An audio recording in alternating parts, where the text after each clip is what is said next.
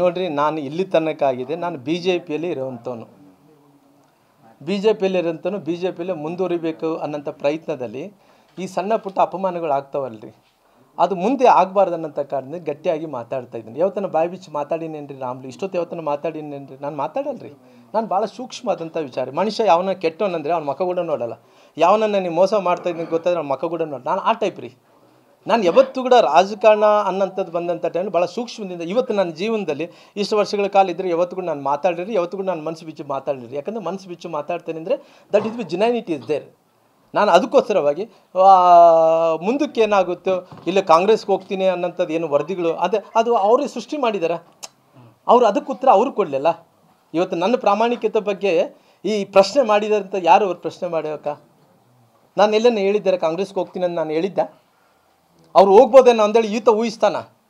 ಹೆಂಗೆ ಸರ್ಕಾರಗಳು ಬಂದರೆ ಯಾರು ಗೆದ್ದಂಥವ್ರು ನನ್ನಿಂದೆ ಅಲ್ಲಿ ಎಲ್ಲ ಹೇಳ್ಕೊಂತ ಹೋಗ್ತಾನಲ್ಲ, ಹೆಂಗೆ ರಾಮ್ಲವ್ರು ಹಿಂಗಿದ್ದಂತ ಕತೆ ಕಟ್ತಾ ಇದ್ದಾನೆ, ಸುಳ್ಳಿನ ಮೇಲೆ ಕೋಟೆ ಕಟ್ತಾ ಇದ್ದಾನೆ. ಅವ್ನು ಇನ್ನೂ 100 ಸುಳ್ಳು ಹೇಳ್ತಾನೆ. ಅವನು ಇವತ್ತು ಸುಳ್ಳಿನ ಮೇಲೆ ಕೋಟೆ ಕಟ್ಕೊಂಡು ದೊಡ್ಡ ಮನುಷ್ಯ ಆದಂತನು ಇವತ್ತು ಕೂಡ ಅಲ್ಲ ಅಲ್ಲ ಎಸ್ಟಿ ನಾಯಕರನ್ನ ತುಳಿಲಿಕ್ಕೆ ರಾಮುಲು ಪ್ರಯತ್ನ ಮಾಡ್ತಿದ್ದಾರೆ ಮತ್ತು ಡಿಕೆಶಿ ಸಪೋರ್ಟ್ ತಗೊಳ್ತಿದ್ದಾರೆ ಅಂತ ಹೇಳಿ ಸ್ವತಃ ನೇರವಾಗಿ ಜನಾರ್ದನ್ ರೆಡ್ಡಿ ಅವರು ಹೇಳಿದ್ದಾರೆ ಸರ್. ಹೌದ್ರಿ, ಯಾಕೆ ಮಾತಾಡಿದ್ರು ಅಂತ? ಅಲ್ಲ ಮೋಸ್ಟ್ಲಿ ಆತನ ನೇಚರ್ ಅಂತದ್ರಿ. ನಾವೇನು ಮಾಡೋಕ್ಕಾಗಲ್ಲ. ನೇಚರ್ ಬರೋಕಂದ್ರೆ ಆತ ಅದರಿಂದ ಬೆಳೆದಾನ್ರಿ, ದೊಡ್ಡ ಮನುಷ್ಯ ಆಗಿನ ಪಾಪ. ಅಧಿಕಾರದ ಆಸೆ ತೋರಿಸಿದ್ದಾರೆ ಕಾಂಗ್ರೆಸ್ ಇಂದ. ಅಧಿಕಾರ ಅಲ್ರಿ, ಅಧಿಕಾರ ಆಸೆಯಿಂದ ನಾನು ಗೆದ್ದೇನೇನ್ರಿ? ಅಲ್ರಿ, ಅವನನ್ನ ಎಮ್ ಎಲ್ ಎ ನಾನು ಎಮ್ ಎಲ್ ಎ ಇದ್ದೀನೇನ್ರಿ? ನಿಮಗೆ ನಾಮಿನೇಟೆಡ್ ಮಾಡ್ತೀವಿ ಅಲ್ಲ ಹೆಂಗ್ ಕೊಡ್ತಾರ್ರಿ? ಅಲ್ರಿ, ಅವ್ರು ಏನನ್ನ ಸಂಖ್ಯೆ ಕಡಿಮೆ ಇದ್ರೆ ಹೌದಪ್ಪ ಸಂಖ್ಯೆ ಕಡಿಮೆ ಇದೆ, ಅವ್ರು ಬೇರೆಯವ್ರು ಎಮ್ ಎಲ್ ಎ ತರ್ಬೋದು. ನಾನು ಎಮ್ ಎ ಕೂಡ ಇಲ್ಲ ಅಲ್ಲಿ. ಅಲ್ರಿ, ಅಲ್ಲಿ ನಾಯಕ ಬೇಕಂದ್ರೆ ಅಂಥವ್ರು ಭಾಳ ಮಂದಿ ಸಿಗ್ತಾರೆ. ಇಲ್ಲ ರೀ, ಯಾರು ಕೂಡ ಸಂಪರ್ಕ ಅಲ್ರಿ. ಹಂಗೆ ಹೋಗಂಗಿದ್ರೆ ನೆನ್ಪಿಡ್ಕೊಂಬಿಡ್ರಿ. ನಾನು ಯಾರು ಮುಲಾಜು ನೋಡ್ತೀನಿ ರೀ? ನನಗೆ ಯಾರು ಮುಲಾಜು ಬೇಕು ರೀ? ನಾನು ಒಬ್ಬನೇ ಜನರಿಗೆ ತಲೆ ಬಗ್ಗಿಸ್ತೀನಿ ರೀ. ನನ್ನ ಜೊತೆಯಲ್ಲಿದ್ದಂಥವ್ರು ಯಾವ್ಯಾವ ಒಬ್ಬ ಬಡವಾಗಿರ್ಬೋದು ಅವ್ರ ಕಾಲು ತೊಳಿತೀನಿ ರೀ, ಅವ್ರ ಕಾಲಿಗೆ ನಮಸ್ಕಾರ ಮಾಡ್ತೀನಿ ರೀ. ನಾನು ಯಾಕೆ ಯಾರೋ ಕಡೆ ಹೋಗಿ ನಾನು ಯಾರು ಇನ್ಫ್ಲೂಯೆನ್ಸ್ ಪಡ್ಕೊಂಡು ಯಾಕೋಸ್ಕರ ಹೋಗ್ಬೇಕ್ರಿ? ನಾನು ಯಾರಿಗೆ ತಲೆ ಬಾಗಲ್ಲ. ಈ ಬೆಳವಣಿಗೆ ನಂತರ ಬಿಜೆಪಿ ಎರಡನೇ ಟೀಮ್ ಏನಿದೆ, ಯತ್ನಾಳ್ ರಮೇಶ್ ಜಾರಕಿಹೊಳಿ ಕೂಡ ತಮಗೆ ಫೋನ್ ಮಾಡ್ತಾ ಇದ್ದಾರೆ.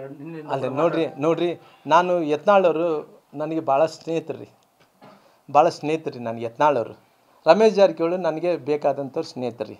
ಅಲ್ರಿ, ರಾಮ್ಲವರು ಹೋಗ್ತೀನಿ ಅಂದ್ರೆ ಯಾರು ಬೇಡ ಅನ್ನೋರು ಇದ್ದಾರೆ ಅಂತ ಕೇಳ್ರಿ. ಯಾವ ಪಾರ್ಟಿನಾಗಲಿ ಬೇಡ ಅನ್ನೋರು ಇದ್ದಾರೆ ಹೇಳ್ರಿ. ಅಲ್ಲ ನಾನೇನು ಹೇಳ್ತಿದ್ದೀನಿ, ಅಲ್ಲ ನಾನು ಇವತ್ತು ಸತಿ ರಮೇಶ್ ಅವರು ಜಾರಕಿಹೊಳಿ ಅವರು ಯಾವತ್ತನ ಒಂದು ಸಭೆ ಮಾಡ್ತಾರಲ್ಲ, ಇಷ್ಟು ಸಭೆದಲ್ಲಿ ನಾನು ಯಾವತ್ತನ ಒಂದು ಸಭೆಗೆ ಹೋಗಿನೇನ್ರಿ? ಬಿ ಜೆ ಪಿ ವಿರುದ್ಧ ನಾನು ಮಾತಾಡೀನಿ ರೀ. ಯಡಿಯೂರಪ್ಪ ಸಾಹೇಬ್ರ ಬಗ್ಗೆ ಯಾವತ್ತನ ಮಾತಾಡಿ. ಯತ್ನಾಳವ್ರು ಮಾತಾಡಿದರೆ ನಾನೊಬ್ಬನೇ ಮಾತಾಡಿ. ಯಾಕಂದ್ರೆ ಯತ್ನಾಳ್ ನನಗೆ ಮಾತಾಡಲ್ಲ. ಯಾಕೆ ಮಾತಾಡಲ್ಲ ಅಂದರೆ ವಿ ಆರ್ ಫ್ರೆಂಡ್ಸ್. ರಾಮ್ಲಿ ಇಲ್ಲ ಬಿಡಪ್ಪ, ಅವ್ನು ಬ್ಯಾಕ್ವರ್ಡ್ ಲೀಡ್ರ್, ಅವ್ನ ಬಗ್ಗೆ ಮಾತಾಡಬಾರ್ದು ಅಂದರೆ ಮಾತಾಡಲ್ಲ. ಇವತ್ತು ಗೌರವ ಅಂದರೆ ಗೌರವದಿಂದ ಮಾತಾಡಲ್ಲ. ಮತ್ತು ಅದೇನು ಮಾತಾಡಲ್ಲ ಅಂದರೆ ನಂದು ಅವ್ರದ್ದು ಏನಂತ ವೀಕ್ನೆಸ್ ಇರೋದಂಥದ್ದು ಅಲ್ರಿ. ಯಾಕಂದರೆ ರಾಮ್ಲವರು ಮಾತಾಡಿದರೆ ಇರಲಿ ಬಿಡೋ ನಮ್ಮವನು ಅನ್ನೋಂಥ ಭಾವನೆ ಇರೋ ಕಾರಣ, ನನಗೆ ಅವ್ರಿಗೆ ಪ್ರೀತಿ ಅಭಿಮಾನ ಇರೋ ಕಾರಣ, ಹಂಗಾಗಿ ಭಾಳಷ್ಟು ವರ್ಷಗಳ ಕಾರಣ ಸ್ನೇಹಿತರಾಗಿರೋ ಕಾರಣ ನಾನು ಮಾತಾಡಿದ್ರೆ ಅವ್ನು ರಾಮ್ಲು ಮಾತಾಡೇನೇನಪ್ಪ ಬೇಡಪ್ಪ ಅಂದು ಹೋಗ್ಬಿಡ್ತಾನೆ.